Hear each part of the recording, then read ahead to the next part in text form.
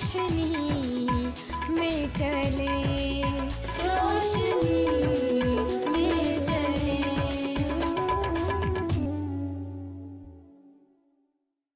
ناظرین، پروگرام کلام کی روشنی میں ہم آپ کو ایک مرتبہ پھر خوش آمدید کہتے ہیں۔ آج کا پروگرام، آج کا ایپیسوڈ گزشتہ ایپیسوڈ سے منسلک ہے، اور گزشتہ ایپیسوڈ میں ہم تفہیم الجہنم کے حوالے سے کلام کی روشنی میں کچھ سیکھ رہے تھے پادری فریڈرک جان کے ساتھ مل کر، اور ہم نے گزشتہ پروگرام کو عالم ارواح کی جو ڈیفینیشن ہے یا اس پہ جو تفصیلات پادری صاحب کلام کی روشنی میں ہمیں دے رہے تھے، ہم نے اس پروگرام کو وہاں پر ختم کیا تھا۔ اس ایپیسوڈ کو ہم وہیں سے سٹارٹ کریں گے، اور بھائی صاحب آپ کے شکر گزار ہیں کہ آپ اتنی محنت سے یہ ساری چیزیں ہمیں سکھا رہے ہیں، ہم آپ کے بہت بہت شکر گزار ہیں۔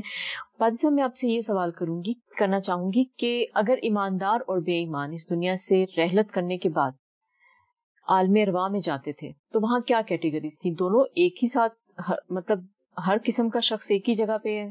کیا آپ دیکھو، خدا انصاف کا خدا ہے، خدا کسی کا طرفدار نہیں ہے، خدا بے انصافی نہیں کرتا، اور خدا اپنے لوگوں میں اور ابلیس کے لوگوں میں ہمیشہ فرق کرتا ہے۔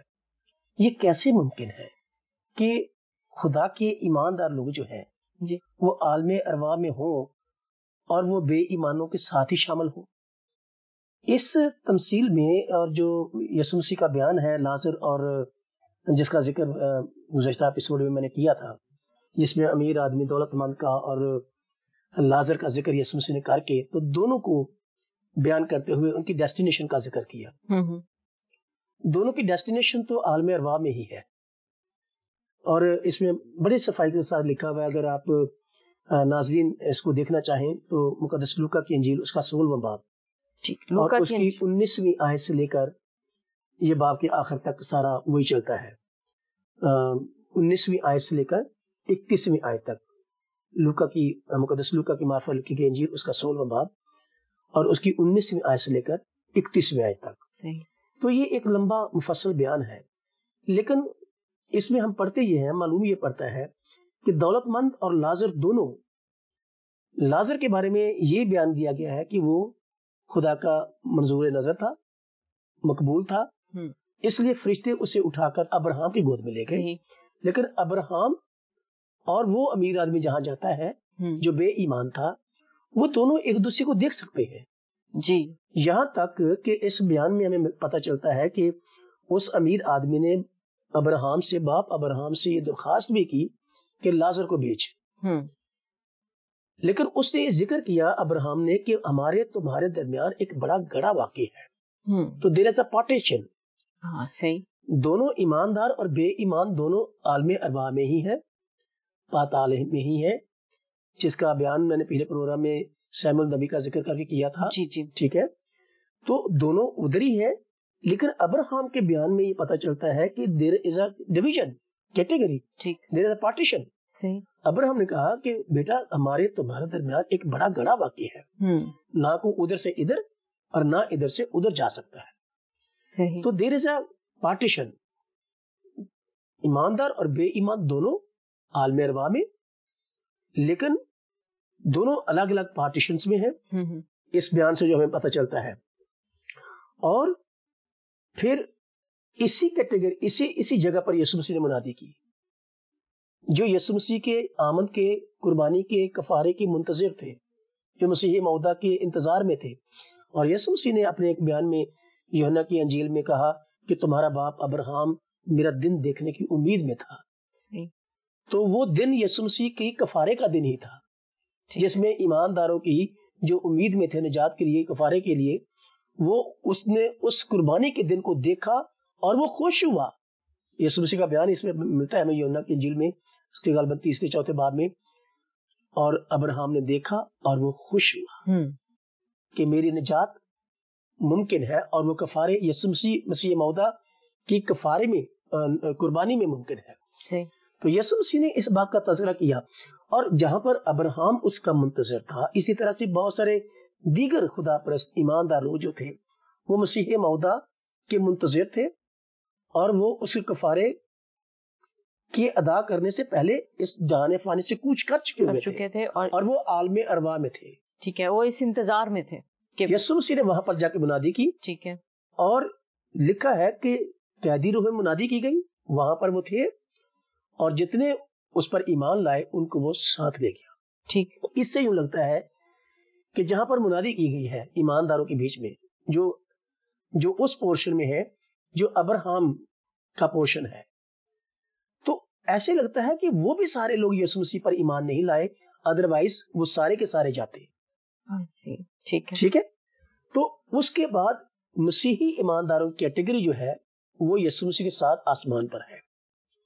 اس کے علاوہ چاہے وہ یہودی ہوں، چاہے وہ کسی بھی مذہب قوم سے تعلق رکھتے ہوں، جب تک وہ یسوع مسیح کے کفارے اور ان کے جی اٹھنے اور ان کے سودے آسمانی، ان کے نجات کے منصوبے کی تکمیل پر ایمان نہیں رکھتے، وہ عالم ارواح میں آج بھی ہے.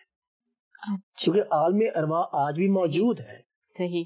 لیکن مسیحی ایماندار جن کو وہاں منادی کر کے وہ اوپر لے گیا، اور اس کے بعد جتنے بھی لوگ یہاں سے کوچ کرتے ہیں وہ عالم ارواح میں اب ادھر نہیں جاتے.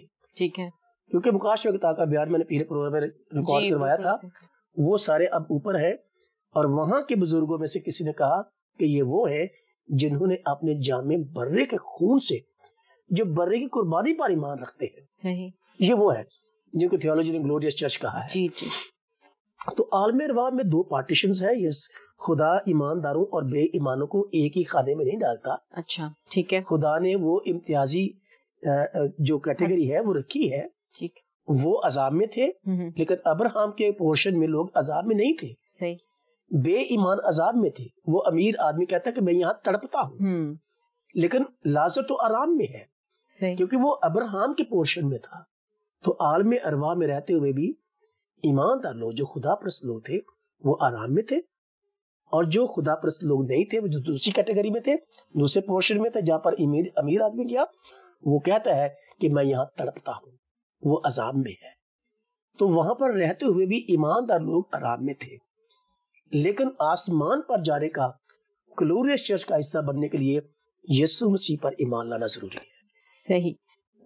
یہ بیسک چیز ہے، یہ بیسک ایمان کا حصہ ہے، چاہے وہ دنیا میں ہیں یا دنیا سے چلے گئے ہیں اور عالم ارواح میں. ٹھیک. بھائی صاحب یہ بات تو یہاں پہ کلیئر ہو گئی. سوال میرا اگلا یہ ہے کہ جہنم جو ہے یہ کہاں ہے؟ کوئی جگہ ہے یا یہ کسی حالت کا نام ہے؟ ویسے تو بلا شبہ یہ ایک جگہ کا نام بھی ہے، اور اس جگہ پر جو لوگ رہتے ہیں وہ ایک مخصوص حالت میں رہتے ہیں. صحیح. یہ حالت بھی ہے وہاں پر جو لوگ رہتے ہیں. صحیح. لیکن یہ ایک جگہ بھی ہے، کیونکہ یسوع مسیح نے اپنے بیان میں تیاری کا ذکر کیا کہ تمہارے لیے وہ جگہ تیار کی گئی ہے. ٹھیک ہے. اس کے بعد اگر ہم اس کو دیکھیں، یسایہ کی کتاب کا 14واں باب، اس کی 9ویں آیت، اور پھر گنتی کی کتاب کا 16واں باب اور اس کی 30ویں اور 31ویں سے 33ویں آیت تک، تو یہاں پر ہمیں ایک بیان ملتا ہے. اگر آپ جو میرے ناظرین ہیں وہ میرے ساتھ دیکھیں، خاص طور پر میں گنتی کی کتاب کا ایک ریفرنس پڑھنا چاہتا ہوں. گنتی کی کتاب اس کا 16واں باب اور اس کی 30ویں آیت سے. گنتی کی کتاب اس کا 16واں باب اور اس کی 30ویں آیت میں اس طرح سے لکھا ہے: پر اگر خداوند کوئی نیا کرشمہ دکھائے اور زمین اپنا منہ کھول دے اور ان کو ان کے گھر بار سمیت نگل جائے اور یہ جیتے جی پاتال میں سما جائیں، تو تم جاننا کہ ان لوگوں نے خداوند کی تحقیر کی ہے. تو جو ان کو زمین نکل جاتی ہے، جو پاتال میں جاتے ہیں، وہ خداوند کی تحقیر کرنے والے ہیں. اور اس میں لکھا ہے، اور اس نے یہ باتیں ختم ہی کی تھی کہ زمین ان کے پاؤں تلے پھٹ گئی، اور زمین نے اپنا منہ کھول دیا اور ان کو، ان کے گھر بار کو، اور کورا کے ہاں کے سب آدمیوں کو اور ان کے سارے مال و اسباب کو نگل گئی. تو یہ پاتال جو ہے یہ نیچے کی بات ہے، اتھاہ گڑھے کی بات ہے، زمین کے نیچے کے علاقے کی بات ہے. تو اس کی جگہ اگر ہم بیان کریں عالم ارواح کی یا جہنم کی، تو یہ عالم ارواح جہاں پر روحیں جا کر رہتی ہیں، جی، ایمانداروں کی نہیں، بے ایمانوں کی. آج کے زمانے میں یسوع مسیح قربانی کے سلسلے کے بعد تو وہ جگہ جو ہے وہ ادھر ہے، اور وہ پاتال میں ہے، کیونکہ نیچے، اور یسوع مسیح کے بیان میں بھی یہ لکھا ہے کہ وہ زمین کے نیچے کے علاقے میں اترا. تو اس جگہ کی نشاندہی تو پاتال، زمین کے نیچے کا علاقہ، یہ سارے جو الفاظ ہیں یہ اس بات کی طرف اشارہ کرتے ہیں کہ یہ کوئی نیچے کی جگہ ہے. جیسے یسائی کتاب کا 14 باب اس کی 9ویں آیت میں بھی نیچے کا ذکر ہے. تو نیچے سے مراد زمین کے نیچے کا علاقہ جو جگہ ہے. تو اس کی یہ جگہ جو ہے یہ تو جو انبیاء کے بیانات میں، بائبل کے بیانات میں جس بات کی طرف اشارہ کیا گیا ہے وہ تو یہی بیان کیا گیا ہے کہ وہ زمین کے نیچے کے علاقے کی بات ہے. ٹھیک. اور پھر اسی بات کو لے کر پھر اس کو ڈارک پلیسز کہا گیا ہے. صحیح. جہاں پر اندھیرا ہے، جہاں پر تاریکی کی فوجیں رہتی ہیں. اور تاریکی کی فوجیں دراصل وہی ہیں جو خدا کے لوگ نہیں ہیں. صحیح. چاہے پھر وہ ابلیس کے لوگ ہیں. تو وہ لوگ جہاں رہتے ہیں وہی پھر وہ جگہ ہے. صحیح.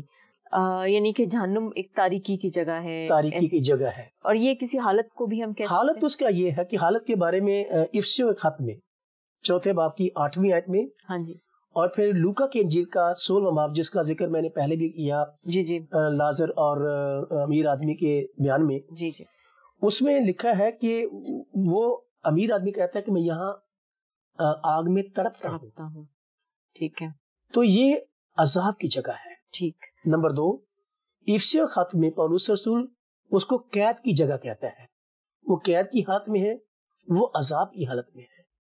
تو وہ آرام کی جگہ پر نہیں ہے. تو جہنم ایک ایسا مقام ہے جہاں پر جو لوگ جاتے ہیں وہ آرام کی جگہ پر نہیں بلکہ قید کی حالت میں تڑپنے کی جگہ اور عذاب کی جگہ ہے، مصیبت کی جگہ ہے، اندھیرا تاریکی کی جگہ ہے. صحیح. تو اس بات کو اسی طرح سے بیان کیا گیا ہے. افسیوں خط میں تو قید کی حالت ہے، اور پھر لوکا کی انجیل میں یہ عذاب کی حالت.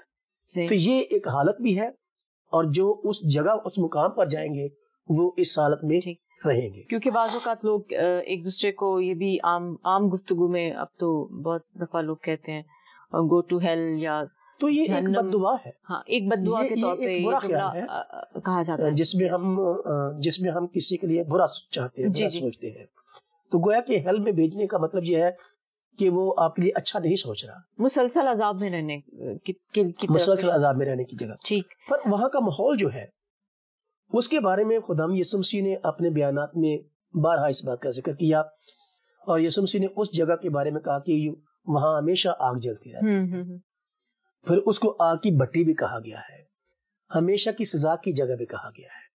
تو یہ جہنم جو ہے وہ ہمیشہ کی سزا کا ماحول ہے. وہاں پر آگ جلتی رہتی ہے، آگ کی بٹی کے طور پر اس کو ادا کیا گیا ہے. اور اگر ان چیزوں کے لیے متی کی انجیل اس کا 18واں باب اس کی 8ویں اور 9ویں آیت میں یسوع مسیح نے جہنم کو، اس مقام کو آتش جہنم، جو آگ وہاں جلتی ہے اس کو آتش جہنم کہا گیا، کیونکہ وہاں آتش اور آگ جلتی رہتی ہے. اور پھر مرکز کے 9ویں باب کی 43ویں آیت میں لکھا ہے اور وہ آگ بجھتی نہیں ہے، وہ جلتی رہتی ہے. اور پچھلے پروگرام میں نے اس بات کا ذکر کیا تھا کہ وہ آگ بجھتی نہیں تھی، وہ سلگتی رہتی تھی اور جلتی رہتی تھی. تو ماحول وہاں کا یہ ہے کہ وہاں پر ہمیشہ آگ جلتی رہتی ہے، اس لیے اس کو آگ کی بٹی بھی کہا گیا ہے، آتش جہنم بھی کہا گیا ہے، ہمیشہ کی سزا کی جگہ بھی کہا گیا. ٹھیک. تھینک یو پاس صاحب. ایک سوال اور کہ جیسے آپ نے پہلے ذکر کیا اس میں سزا کا یا اس میں تکلیف کے حوالے سے، تو میں یہ جاننا چاہوں گی کیا سزاؤں کے بھی کچھ درجات ہیں وہاں پہ کہ شدید ہے اور تھوڑی کم ہے؟ دیکھو یہ بات عموماً اس بات پر زیادہ بات نہیں ہوتی. اور اگر ہم جنرلی تھیولوجی کو دیکھیں، جی جی، جب ہم گناہ کا تذکرہ پڑھتے ہیں تو جہنم میں جانے کی سبب تو ایک ہی ہے، اور وہ سبب اور وہ وجہ ایک ہی یہ ہے کہ جو لوگ گناہ میں زندگی بسر کرتے ہیں وہ جہنم میں جائیں گے. ٹھیک. اور کلام میں بھی لکھا ہے کہ گناہ کی مزدوری موت ہے. تو جہنم جو ہے وہ دراصل روحانی موت ہی ہے. وہ لوگ اس جگہ پر جاتے ہیں جو روحانی طور پر مردہ ہوتے ہیں. صحیح. تو گناہ کی مزدوری موت ہے. اب موت کی کیٹیگریز بیان کرنا یہ تھوڑا مشکل کام ہے. روحانی موت تو موت ہے جس میں ہم خدا کے ساتھ اپنا تعلق، اپنا ناطہ، اپنا رشتہ توڑ دیتے ہیں. صحیح. تو اس حالت میں اس مقام پر ہم جاتے ہیں جہاں پر عذاب میں رہتے ہیں. البتہ ایک حوالہ جو ہمیں ملتا ہے متی کی انجیل اس کا 10واں باب اس کی 5ویں آیت، میں یہ حوالہ اپنے ناظرین کے لیے پڑھنا چاہتا ہوں اور اس کے بعد پھر اس پر تھوڑی سی ہم بات کریں گے. متی رسول کی معرفت لکھی گئی انجیل اس کا 10واں باب اور اس کی 15ویں آیت.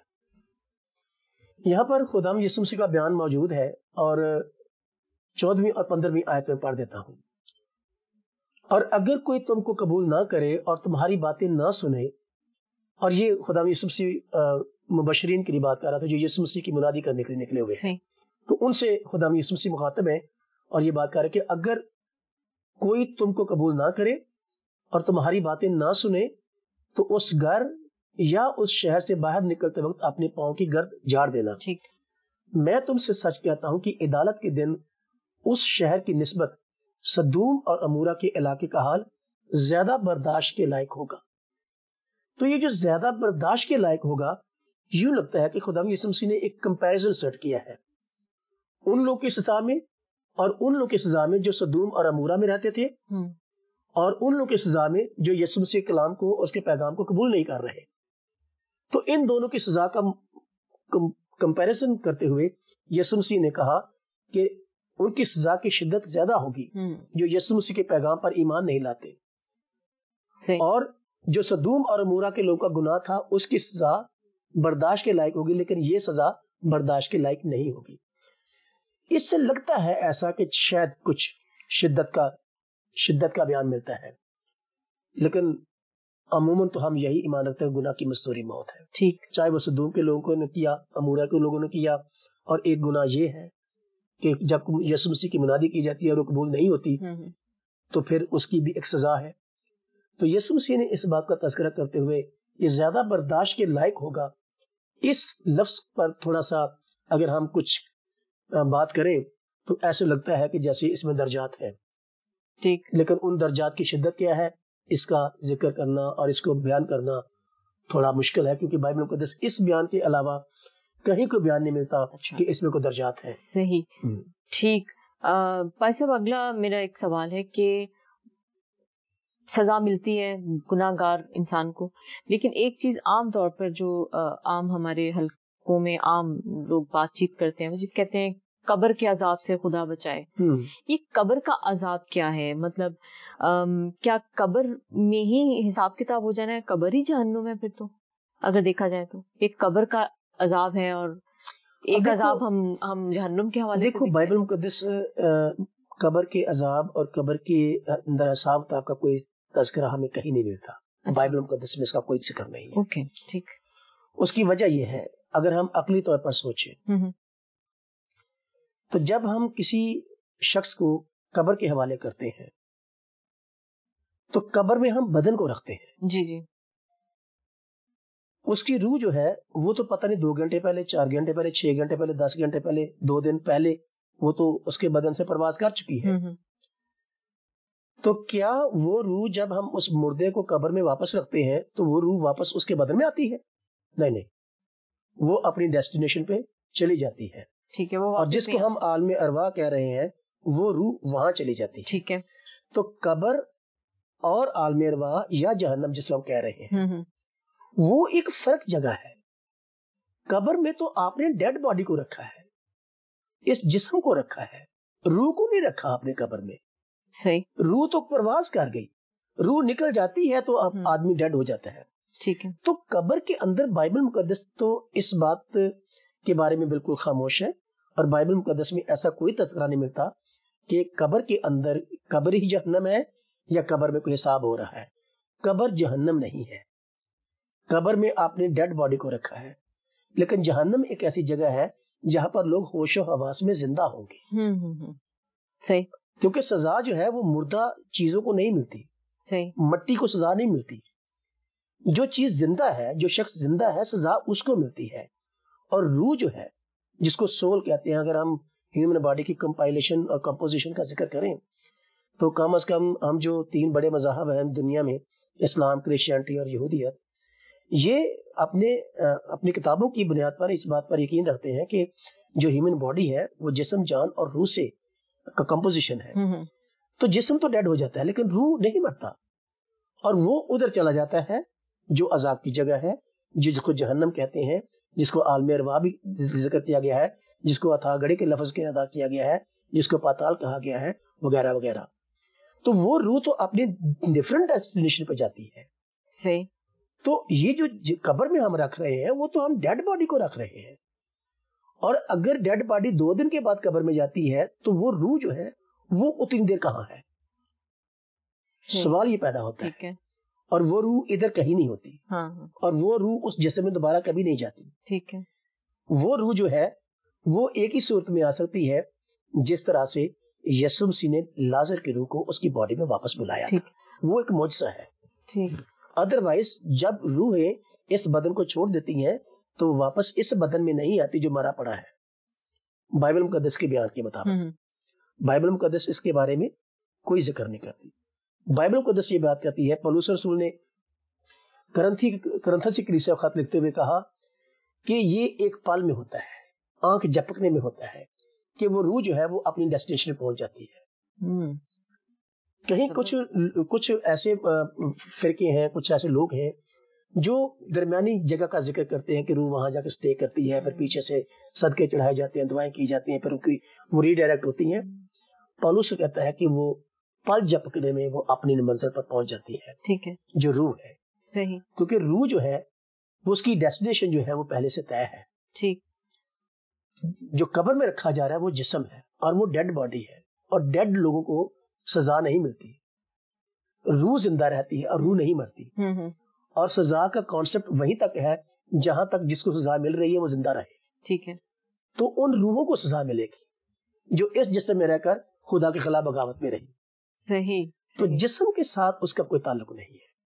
اور پھر جو جہنم میں لوگ ہیں وہ ہم نے کسی پچھلے پروگرام میں کہا تھا کہ جب اس جسم سے جسم مرتا ہے تو جو آگے زندگی جاتی ہے وہ روحانی زندگی ہے، اور وہ بھی ایک اسپرچل باڈی ہے۔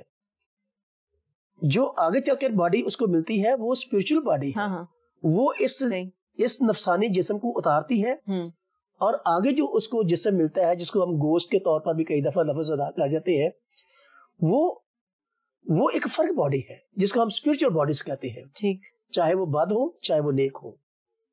تو جو بدکار لوگ، جو برے لوگ، جو بے ایمان لوگ مرتے ہیں تو ان کو بھی ایک باڈی ملتی ہے جو اسپرچل باڈی ہوتی ہے، گو کہ وہ ایول اسپرٹ ہوتی ہے۔ پھر ایک پاک روحیں ہیں جو خدا کے لوگ ہیں، وہ خدا کے پاس جاتے ہیں، لیکن وہ جسم جن کو سزا ملنی ہے وہ یہ جسم نہیں ہے۔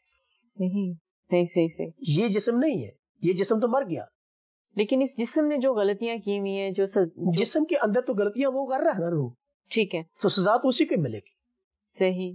اور میں نے کسی پچھلے پروگرام میں جس میں شخصیت کا ذکر کر رہے تھے ہم، جی میں نے اس پروگرام میں جس میں شخص کا ذکر کر رہے تھے، ہم شخصیت کا ذکر کر رہے تھے، اس میں لفظ پرسونا کا ذکر کیا تھا میں نے، اور اس سارے بیان میں نے کہا کہ اصل میں پرسونا ہے جو اس جسم کو ایز سٹیج لے کر اس پر ایکٹ کرتا ہے، تو ایکٹر کوئی اور ہے جس کو پرسونا کہا جا رہا ہے، تو پرسونا نکل جاتا ہے، اور پرسونا اس جسم میں سے نکل کر ایک گلوریس ایک روحانی جسم میں داخل ہو جاتا ہے، پھر اس جسم کو جو اسپرچل باڈی ہے اس کو سزا ملتی ہے، یہ جسم سزا میں نہیں جاتا۔ ٹھیک، صحیح۔ تو بائبل مقدس میں آپ نے بتایا کیا کوئی اسپیسیفک، اور پھر جو ریزرریکٹڈ باڈیز ہے، 1 منٹ یہاں پر ایک اور بات کہہ لیں تھوڑی سی، جب یہ مردے جو مرے ہوئے ہیں، جو جسم ڈیڈ ہے، جی، جب قیامت کا دن آئے گا تو یہ جسم جی اٹھیں گے، لیکن پھر وہ یہ جسم نہیں ہے، وہ ریزرریکٹڈ باڈیز ہوں گی۔ ٹھیک ہے، اور ریزرریکٹڈ باڈیز کا بھی ذکر ہم نے قیامت المسیح کے پروگرام میں بڑی تفصیل سے ذکر کیا تھا کہ ریزرریکٹڈ باڈی اور یہ نیچرل باڈی 2 فرق باڈیز ہیں۔ صحیح۔ تو جو جسم مرے ہوئے ہیں جب وہ جی اٹھیں گے تو وہ یہ جسم نہیں ہوں گے، وہ ریزرریکٹڈ باڈیز ہوں گے، جس کا بیان پولس رسول کرنتھس کی کلیسیا خط لکھتے پہلے خط میں دانے کا ذکر کرتا ہے، جو دانا ہم زمین میں بوتے ہیں وہ نہیں ہے جو اگنے والا ہے۔ ٹھیک ہے، تو جو جسم جی اٹھتا ہے وہ والا نہیں ہے جو بویا جاتا ہے۔ صحیح، تو اس میں فرق ہے۔ ٹھیک، تو یہ جسم اگر جی اٹھیں گے اس وقت حساب کتاب کے لیے، وہاں کے لیے، عدالت کے لیے، تو وہ یہ نیچرل باڈیز نہیں ہوں گی، وہ سپر نیچرل باڈیز ہوں گی، اور وہ ریزرریکٹڈ باڈیز ہوں گی۔ اور ریزرریکٹڈ باڈی کے بارے میں کسی کو تجربہ نہیں، میں نے اس پروگرام میں بھی کہا تھا، یہ صرف ریزرریکٹڈ باڈی کا تجربہ رسولوں کو ہوا ہے یسوع مسیح کی زندگی میں، اس دنیا میں اور کوئی آج تک ریزرریکٹ نہیں ہوا۔ ٹھیک، تو ریزرریکٹڈ باڈی کا ایکسپیرینس ہوا ہے تو صرف رسولوں کو ہوا ہے، یسوع مسیح کے رسولوں کو ہوا ہے، اور کسی کو نہیں پتا کہ وہ باڈی کیسی ہوگی. رسولوں نے جانتے ہیں, رسولوں نے جو لکھا ہے ہم اس کے وسیلے سے جانتے ہیں. صحیح, ٹھیک ہے. بہت بہت شکریہ بھائی صاحب, آپ نے بہت تفصیل سے سارے سوالوں کو رفتہ رفتہ پورے جہنم کے جو کہہ لیں کہ اس کا جو حدود اربع ہے یا اس کے اندر جو سارے کام ہیں ان حوالے سے آپ نے تھوڑی سی ہمارے سوالوں کے جواب دیتے ہوئے وضاحت کی ہے. بہت بہت شکریہ. میں آپ کی اس پروگرام میں آنے کی بھی بہت شکر گزار ہوں, یہ ساری تفصیلات ہمیں دینے کے بھی بہت شکر گزار ہوں. ہم بہت کچھ سیکھتے ہیں. سو ناظرین, آج کے پروگرام سے ہم نے بہت کچھ سیکھا ہے اور میں امید کرتی ہوں کہ یہ پروگرامز آپ لوگ پسند کر رہے ہوں گے اور اس میں جو ٹاپکس ہم ڈسکس کر رہے ہیں ان کو بھی آپ پسند کر رہے ہوں گے. آج کے پروگرام کا وقت اب ختم ہوتا ہے. پروگرام کی ٹیم کو اپنی دعاؤں میں یاد رکھیے گا. اجازت دیجیے. خدا حافظ. آؤ ہم خداوند کی روشنی میں چلے.